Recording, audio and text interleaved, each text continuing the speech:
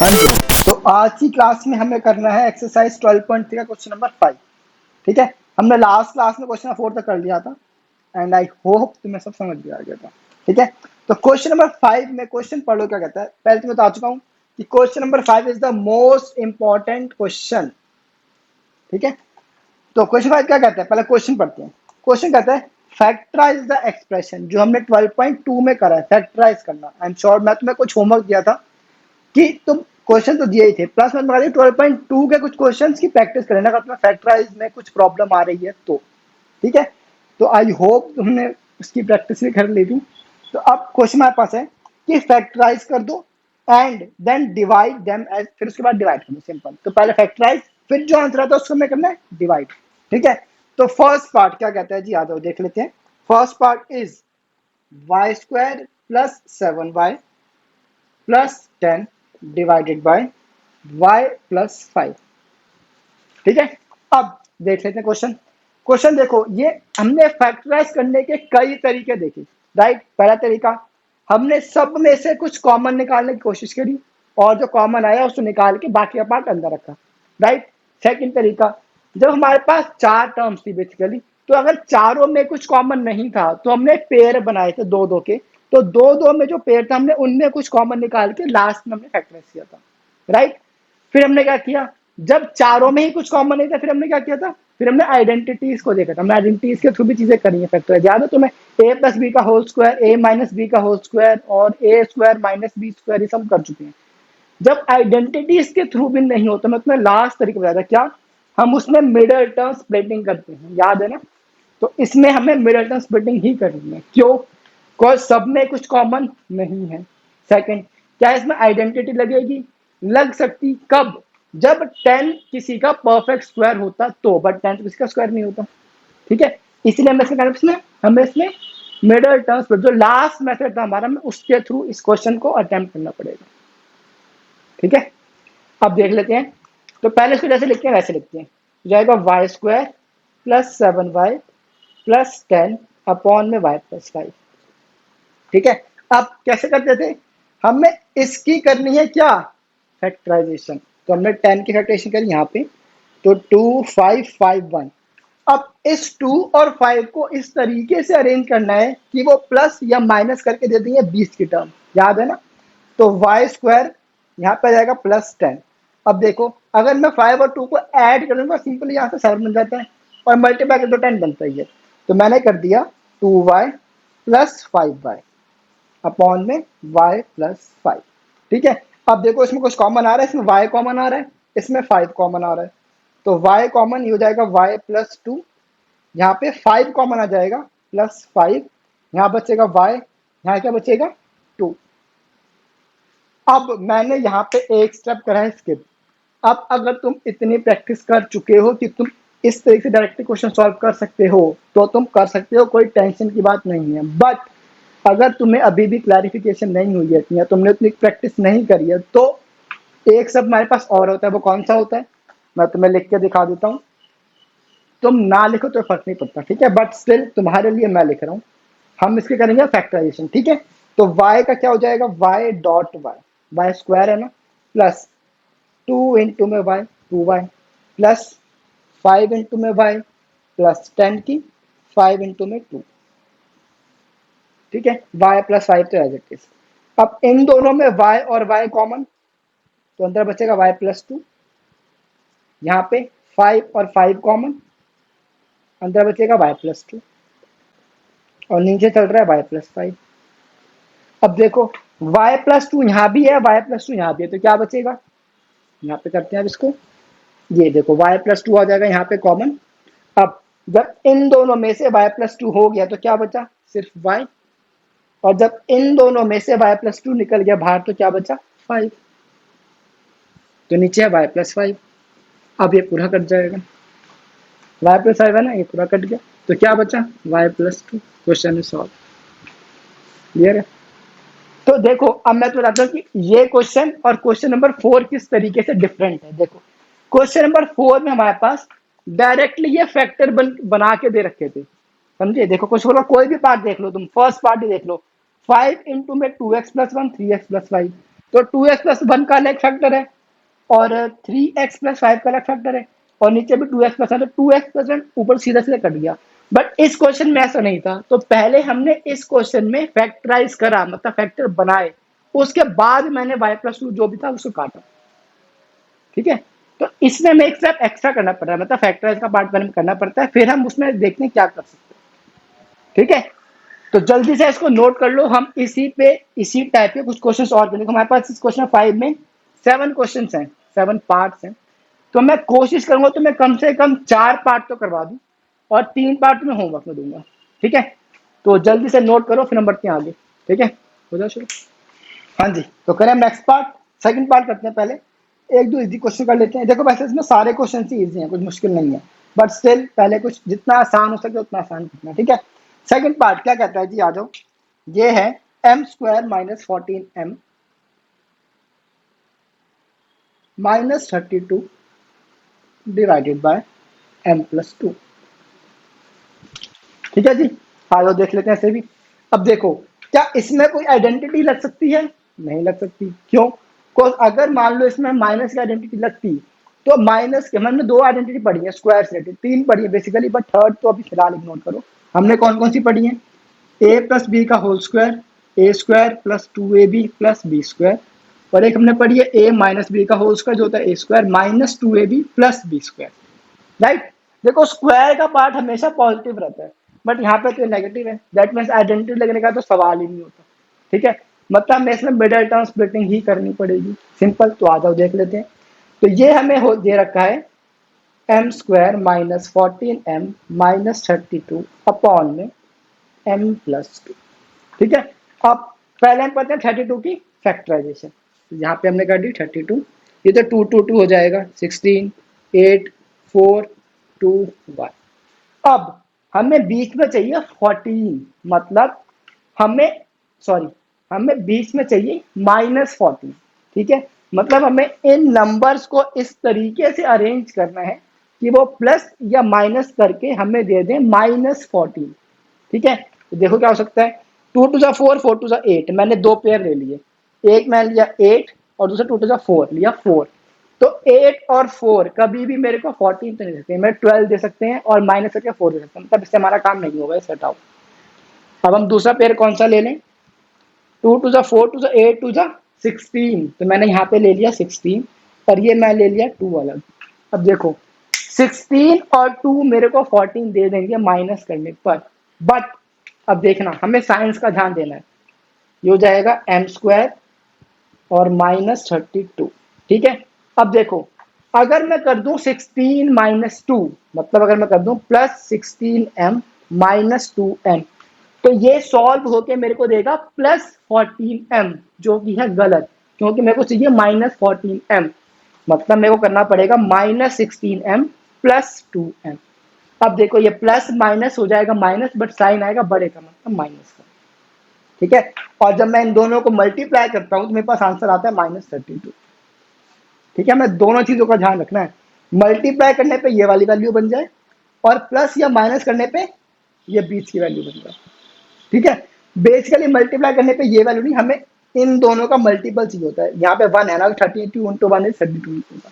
ठीक है, तो अब आगे बढ़ते हैं जी, नीचे जाएगा m+2। अब नेक्स्ट स्टेप, इसके हम फैक्टर्स को तोड़ते हैं। ये तो बड़ा आसान है, m है तो m ही m आएगा, तो कोई नहीं, मैं लिख देता हूँ। m² को मैंने लिख दिया m.m -16m को लिख दिया 16.m प्लस 2m है ना, इसको लिख दिया 2 × m -32 को मैंने लिख दिया 2 × 16। ठीक है, डिवाइडेड बाय m+2। ओके जी, क्वेश्चन नहीं करा, बस मैंने फैक्टर बना दिए। 16m को 16 × m लिख दिया, 32 को लिख दिया -2 × 16, जो कि -32 दे देगा। अब देखो कॉमन क्या क्या आ रहा है, m और m कॉमन आ जाएगा यहाँ पे, तो अंदर क्या बचेगा m - 16, यहाँ पे +2 मैंने कॉमन निकाला, तो क्या बचेगा m माइनस ये आ गया ना कॉमन 16 अपॉन में m+2।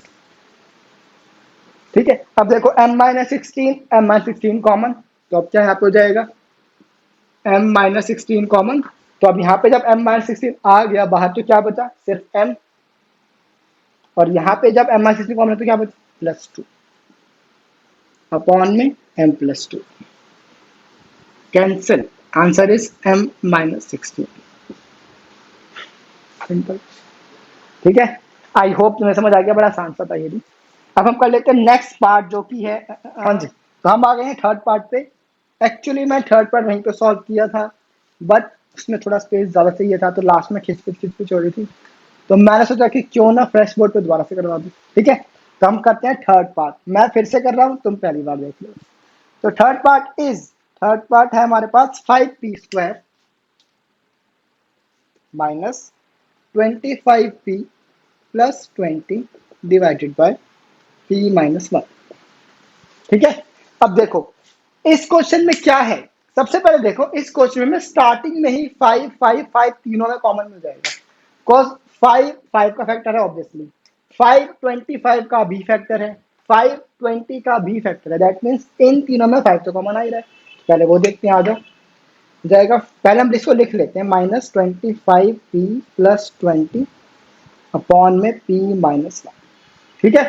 अब इसके फैक्टर बना लें तो क्या हो जाएगा, 5 इंटू में p² माइनस 5 इंटू में 5p प्लस 5 इंटू में 4 अपॉन में p-1।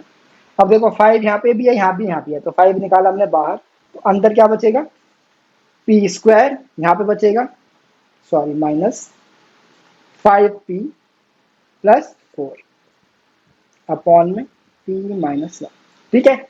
इन दोनों में से 5 बाहर तो p² बचा, इन दोनों में से 5 बाहर तो 5p बचा, इन दोनों में से 5 बाहर तो सिर्फ 4 बचा, सिंपल, ठीक है। अब देखो इस क्वेश्चन को करने के दो तरीके हैं, एक सही तरीका गलत तरीका। अब अगर मैं तुम्हें समझा देता हूं, अगर तुमने सोचा इसमें कि a² minus 2ab plus b², अगर मैं 4 को 2 का स्क्वायर बोल दूं तो मैं यहाँ पे डायरेक्ट आइडेंटिटी लगा सकता हूँ a माइनस बी का होल स्क्वायर, वो क्या कहती है, a माइनस बी का whole square is a² minus 2ab plus b², सही कहा मैंने।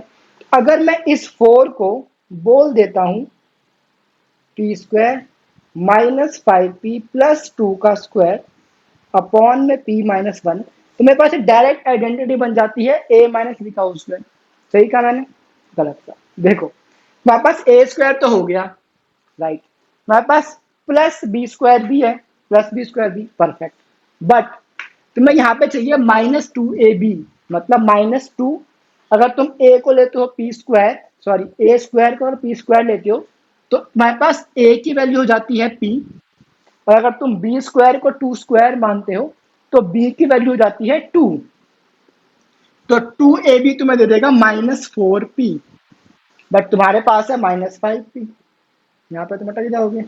इसीलिए सिर्फ a² और b² नहीं देखना, तुम्हें ये बीच का पार्ट 2ab वाला पार्ट भी चेक करना पड़ेगा, दैट मीन्स तुम यहाँ पे ये आइडेंटिटी यूज नहीं कर सकते, ठीक है। तो बेटा ऐसे मत कर देना, इसको मैं इरेज नहीं कर रहा हूँ, तुम्हें दिखाने के लिए लिखा हुआ है, ठीक है। अब हम इसको करेंगे अपने भाई जो मेथड हमने पहले करा है, मेरा टाइम स्प्लिट करके, तो आ जाओ इसके हम फैक्टराइजेशन कर लेते हैं। अब 4 की फैक्टराइजेशन क्या हो जाएगी, देख लेते हैं यहाँ पे, 4 2 2 2 1, सिंपल, बड़ा आसान था ये, तो आ जाओ, तो हो जाएगा क्या, 5 हमारा बाहर चल रहा है, p² और है प्लस 4, ये तो इग्नोर करो, ठीक है। अब -5p है, मतलब अब मेरे को इनको इस तरीके से अरेंज करना है कि प्लस या माइनस करके मेरे को दे दे -5p, तो देखो दो ही नंबर बनते हैं इसमें, तो 2 और 2, तो 2 और 2 को तुम चाहे ऐड करो, चाहे सब कट करो, चाहे कुछ भी करो, तुम्हें कभी भी 5 नहीं मिलने वाला, 2 + 2 4 होता है ना, 2 - 2 0 होता है, बट 5 कैसे मिलेगा, 5 तो मिलेगा नहीं। अब यहाँ पे तुम अटक गए, अब तुम क्या करोगे, जब भी कभी ऐसा केस बन जाए कि तुम्हारे पास सीधे फैक्टर ना बने, ग्रुप ना बने, तो तुम क्या करना, तुम इस 1 को भी कंसिडर कर लेना, ठीक है। 1 की बहुत बड़ी वैल्यू होती है, ध्यान रखना, ये 1 और 0 मैथ्स में सिर्फ 1 और 0 ही नहीं होती, ठीक है। तो अब मैंने क्या किया, यहाँ पे बनाया 4, यहाँ पे बनाया 1, तो 4 बन जा 4, बिल्कुल सही है। अब 4 और 1 को ऐड करके मेरे पास 5 बन जाएगा, सिंपल, तो मैंने कर दिया +4p प्लस 1p अपॉन में p-1, समझे। अब देखो, अब एक चीज और देखनी है अभी हम इसमें, हमें मतलब क्या कहा था, तुम्हें दोनों साइंस देखने हैं, एक तो बीच का साइन और एक बाद वाला साइन, अब पहले तुम बाद वाला साइन देखो, +4 है मतलब +4 इंटू +1 तुम्हें दे देगा +4, मतलब प्लस प्लस तो प्लस रहता है, तो 4 बन जा 4, दैट इज करेक्ट।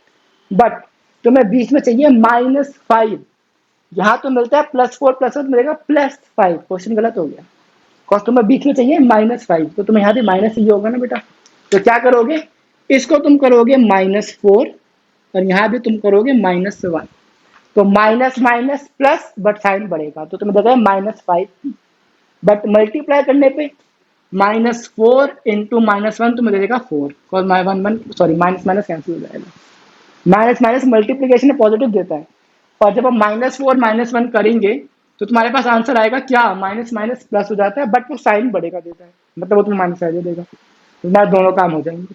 ठीक है, अब क्वेश्चन में कुछ बचा नहीं है, बस में क्या करना है, कॉमन पार्ट निकालना, तो वो निकाल देते हैं। आ जाओ, तो यहाँ पे हमारे पास है 5 को तो बाहर रहने दो, p इंटू में p -4 इंटू में p -1 इंटू में p +4 इंटू में 1 अपॉन में p -1। ठीक है, इस 5 को तो बाहर ही कर दो, तुम इस राशि को लेना देना ही है। ठीक है, अब आ जाओ, अब कुछ कॉमन आ रहा है, p और p यहाँ पे कॉमन आ जाएगा, तो p कॉमन अंदर बचेगा क्या, p कॉमन तो p -4, और यहाँ पे देखो जरा ध्यान से, यहाँ पे माइनस का साइन है, जब भी माइनस साइन बीच में आता है तो हमें थोड़ा सा अटेंटिव हो जाना पड़ता है ना। तो हम क्या करेंगे, देखो हमें बीच में चाहिए p-4, अगर मेरे को यहाँ पे p-4 नहीं मिला तो मैं कुछ कॉमन नहीं निकाल पाऊंगा, तो मैं अटक जाऊंगा। दैट मीन्स मुझे यहाँ पे तो एग्जैक्टली p-4 ही चाहिए, सीधी सी बात है। अब अगर मेरे को यहाँ पे -4 चाहिए, मेरे को कॉमन क्या निकालना पड़ेगा, अगर यहाँ पे +4 है और यहाँ पे -4, दैट मीन्स मैंने माइनस साइन कॉमन निकालना होगा। सिंपल सी बात है, तभी मेरे को माइनस माइनस मल्टीप्लाई करके +4 देगा, है ना, और माइनस प्लस करके तुम्हें माइनस का साइन मिल जाएगा, तो तुम्हारा 1 और 1 कॉमन आ रहा है, तो -1 तुमने कॉमन निकाल दिया। ठीक है, अपॉन में p-1। ठीक है, इसका एक और मेथड है जो लंबा मेथड है, वो मैं बहुत बार बता चुका हूँ। तुम क्या करोगे, इसको मैं तुम्हें समझाने के लिए इसको मैं रेस कर रहा हूँ। ठीक है, अब मैं तुम्हें माइनस का पार्ट समझा रहा हूँ सेकंड तरीके से, अदरवाइज ये तरीका एकदम परफेक्ट है और कम टाइम कंज्यूमिंग है। ठीक है, बट अगर तुम्हें चीज समझ नहीं आए तो लंबा मेथड देख लगा दो। तुमने क्या करा, तुमने इसमें देखो माइनस है ना, तुमने लिखा प्लस, तुमने यहाँ पे -1 का फैक्टर निकाला अलग, p का फैक्टर निकाला अलग, और यहाँ पे 4 है, तुमने 4 को लिखा 4 -1 इंटू -1, तो माइनस है तो फिर से प्लस दे देगा। ठीक है, अब तुमने यहाँ से एक -1 निकाल लिया कॉमन, अंदर बचेगा +p -4 इंटू में -1 +4 इंटू में -1, तो 4 इंटू -1 इज -4, p का p -1 कॉमन। अब बट एक टाइम कंज्यूम मेथड है, तो जितना कम टाइम में कर सको क्वेश्चन उतनी फिर से बेट करना। ठीक है, अब देखो p-4 कॉमन आ जाएगा, तो 5 p-4 कॉमन। अब यहाँ से जब p-4 आ गया तो बचा सिर्फ ये वाला पार्ट p, अब यहाँ से भी आ गया तो बचा सिर्फ -1 अपॉन में p-1। अब p-1 p-1 कैंसिल, क्या बचा 5 इंटू में p-4। थोड़ा लेंदी था ना ये, इसलिए मैंने पहले करा तो था बट खिच हो गई सारी, और मैं फिर ना कई चीज समझाने में मेरे को प्रॉब्लम हो रही थी, बस स्पेस नहीं मिल रहा था, इसीलिए मैं सोचा कि दोबारा से फ्रेश बोर्ड से समझाता हूँ। ठीक है, आई होप तुम्हें समझ आ गया होगा, मैंने काफी कोशिश की है हर चीज को लिख लिख के दिखाने की। ठीक है, तो जल्दी से इसको नोट कर लो, फिर हम बढ़ते हैं आगे इसके नेक्स्ट पार्ट की तरफ, जो कि है फोर्थ पार्ट। फोर्थ पार्ट वैसे है तो बहुत आसान, मैं सोच रहा हूँ तुम होमवर्क में दे दूं, बट मैं करवा दूंगा। ठीक है, जल्दी से नोट करो, फिर हम बढ़ते हैं आगे। ठीक है, हो जाओ शुरू। हाँ जी, तो हम स्टार्ट करते हैं fourth part. Fourth part is 4yz, और अंदर है z² +6z -16 divided by 2y z +8। करें आप क्वेश्चन, आ जाओ जी, पहले इसको अपने ट्रेडिशनल मेथड में लिख लेते हैं, इसको लिखना है कैसे है। ठीक है, हो जाएगा 4yz इंटू में z² +6z -16 अपॉन में 2y इंटू में z +8। सबसे पहले कुछ कट रहा है, मेरे को यहीं पे कुछ कटता हुआ नजर आ रहा है, क्या, y से y कैंसिल, 2 2 4, तो क्या बचा 2z Z square plus 6z minus 16 upon में z प्लस 8। अब इस क्वेश्चन में मेरे ख्याल से कुछ भी नहीं बचा है। तुम इस क्वेश्चन को अपने आप अपने अकॉर्डिंग कर सकते हो। सही कहा ना मैंने? तो बेटा इसको कर लेना। हम बढ़ रहे हैं सीधा आगे नेक्स्ट क्वेश्चन की तरफ। तो हम करेंगे अब fourth part, sorry fifth part. तो तुम्हारा होमवर्क हो जाता है क्वेश्चन नंबर 5 12.3 का फोर्थ पार्ट। ठीक है। अब मैं तुम्हें चाहूँ तो इसके पेयर बता सकता हूँ तुम्हें क्या लेने हैं, बट तुम कोशिश करना खुद करो। मैं तुम्हें हिंट देता हूँ।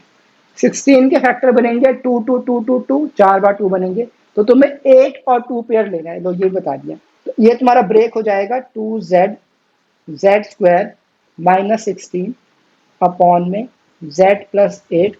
अब तुम्हें पेयर बनाने हैं 2 और 8 के। कॉस 2 8 जा 16 होता है, और 8 और 2 को प्लस माइनस करके तुम 6 ला सकते हो। ठीक है। अब बस तुम्हें साइंस देखने हैं। तुम्हें प्लस का चाहिए 6 और माइनस चाहिए 16। मतलब मल्टीप्लाई करने पे आ जाए माइनस 16 और प्लस माइनस करने पे आ जाए प्लस 6। अब ये तुम्हें साइन कौन से लेने हैं बेटा, ये तुम्हारा होमवर्क है। ये क्वेश्चन अपने आप कर लो। ठीक है, बहुत आसान है, आराम से हो जाएगा। अब हम करते हैं इसका fifth part. Fifth part is, fifth part भी बहुत आसान है। आ जाओ देख लेते हैं। 5pq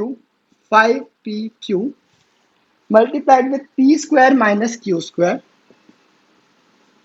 divided by 2p plus q, 2p plus q। Okay जी, this is the most easiest part पूरे क्वेश्चन नंबर 5 का। देख लो जल्दी से कैसे। तुम्हें लग रहा होगा इसमें तो तीसरी टर्म ही नहीं है, ये क्या होगा।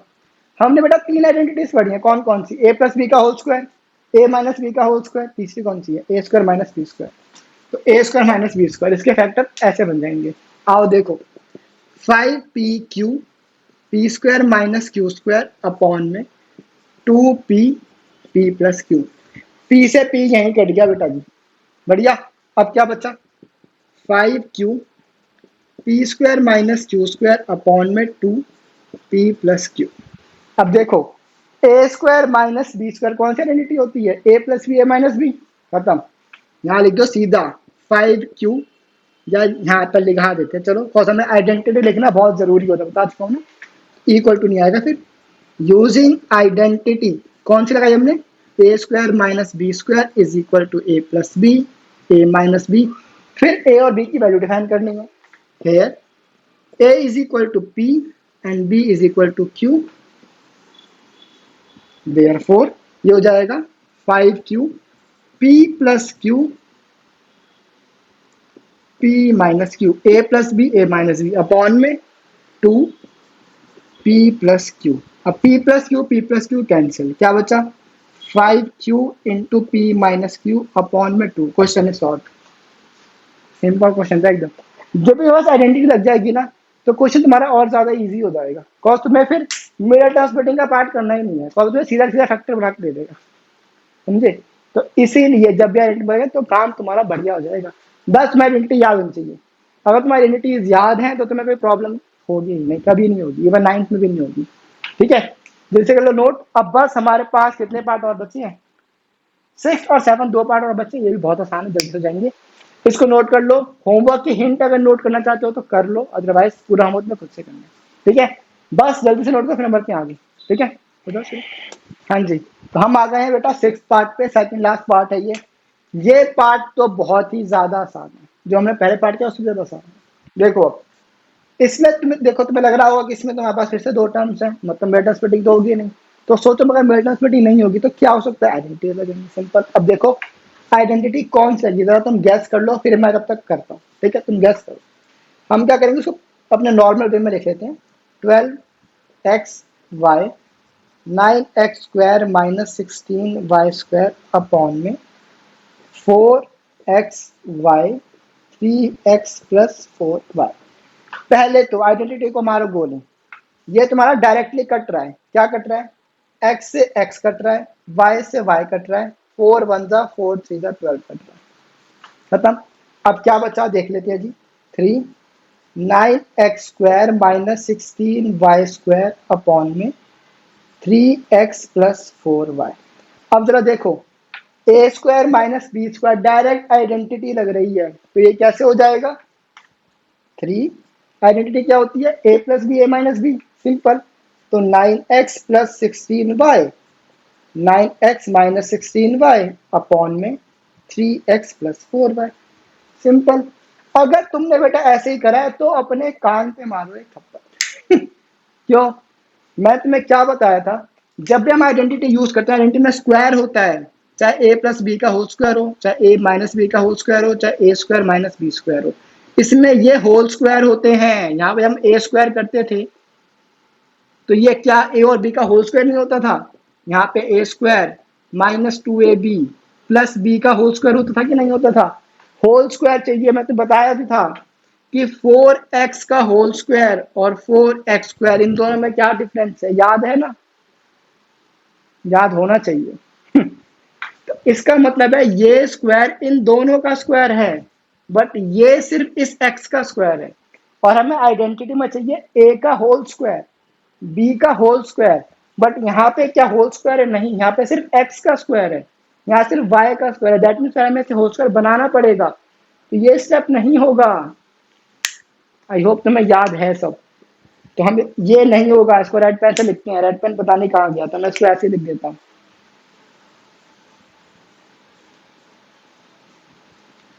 ये नहीं होगा, ठीक है। अब देखो 3 का 3, अब मैं 3x स्क्वायर को बोल सकता हूँ 3x का होल स्क्वायर माइनस 16y को बोल सकता हूँ 4y का होल स्क्वायर अपॉन में 3x प्लस 4y। अब यहाँ पे लग जाएगी a whole square minus b whole square की आइडेंटिटी। अब ये क्या हो जाएगा, पहले लिखेंगे यूजिंग आइडेंटिटी। कौन सी लगाई हमने? A square minus B square is equal to A plus B, A minus B. Here a is equal to 3x and b is equal to 4y, therefore ये हो जाएगा 3x plus 4y a plus b और a minus b। अब नीचे लग रहा है तुम्हारा 3x प्लस 4y। अब ये पूरा का पूरा कट जाएगा। अब तुम्हारे पास क्या बचेगा? सिर्फ 3 और 3x माइनस 4y। अब तुम्हारा क्वेश्चन हुआ है सॉल्व। आया समझ? बेटा इसका ध्यान रखना, कहीं तुम स्क्वायर में कंफ्यूज हो जाओ तो पूरा क्वेश्चन 9x माइनस 16 से कर दो, नंबर नहीं मिलेंगे, ठीक है। तो बस होमवर्क नहीं हुआ अभी तुम्हारा, सॉरी अभी तो क्लास वर्क ही नहीं हुआ। अभी हमारे पास एक पार्ट और है जो कि ऐसे तो नहीं होगा, मुझे करवाना पड़ेगा, तो कोई बात नहीं, मैं करवा देता हूँ। कैसे करवाऊंगा, इसको पहले सॉल्व करूँ। सॉल्व तो मैंने कर दिया, इसको नोट करो, फिर अब बढ़ते हैं लास्ट पार्ट पे, ठीक है। हो जाओ शुरू।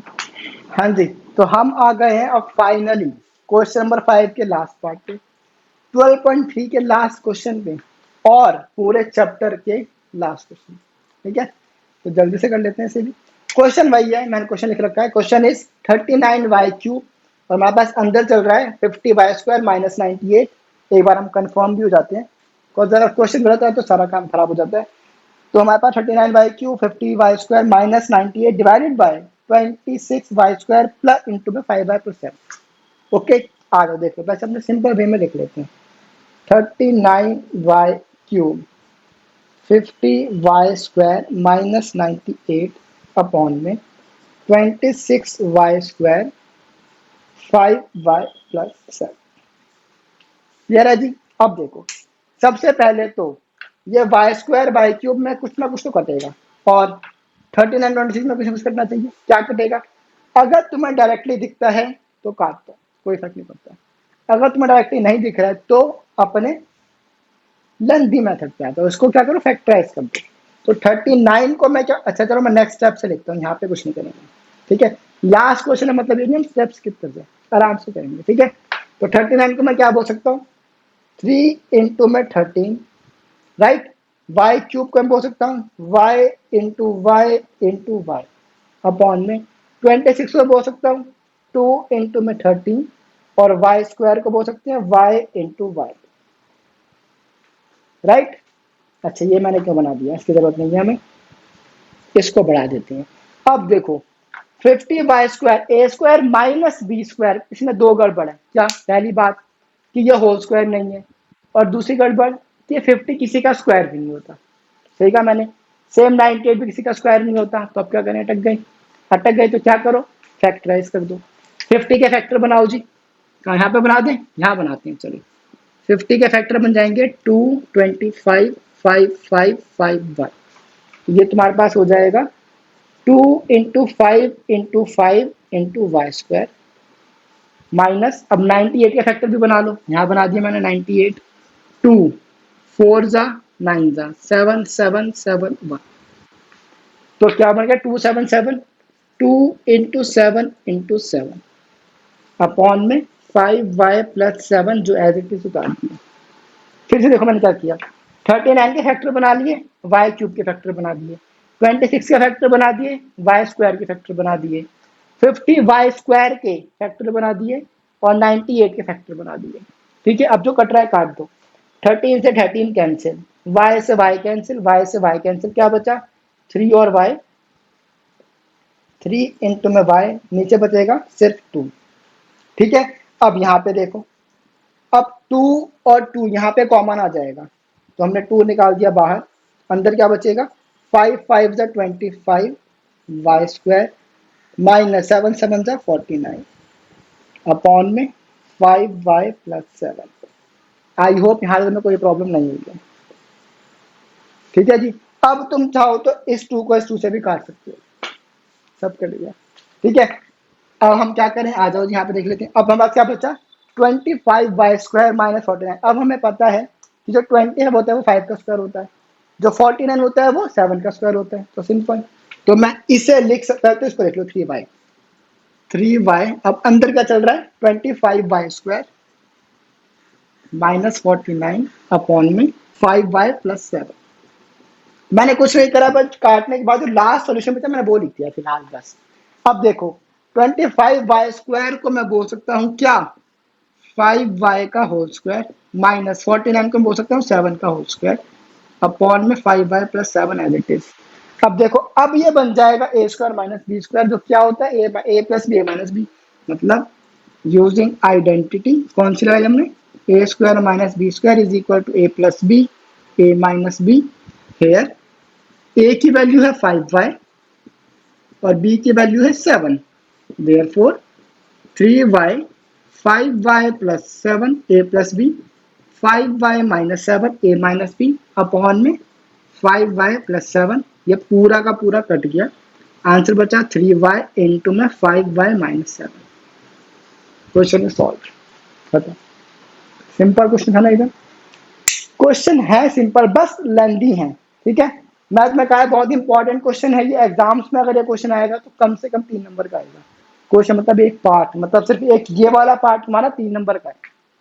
ठीक है, तो ध्यान रखना इन सब चीज़ों का, क्वेश्चन जो इंपॉर्टेंट है वो थोड़े से लेंदी होते हैं, और तो 3 नंबर मिलेंगे ना तुम्हें। ठीक है, तो तुम कहोगे 1 + 1 इसके हमें 3 नंबर दे दो, तो अब इससे नहीं मिलेंगे। ठीक है, तो बेटा इंपॉर्टेंट क्वेश्चन हैं, इनकी प्रैक्टिस एक बार दोबारा जरूर कर लेना। मैं तो होमवर्क में सिर्फ एक क्वेश्चन दिया है, इसको भी जरूर कर लेना। ठीक है, तो बस जी हमारा क्लास खत्म, हमारा पूरा चैप्टर खत्म, मिलेंगे नेक्स्ट क्लास में नेक्स्ट चैप्टर के साथ। Till then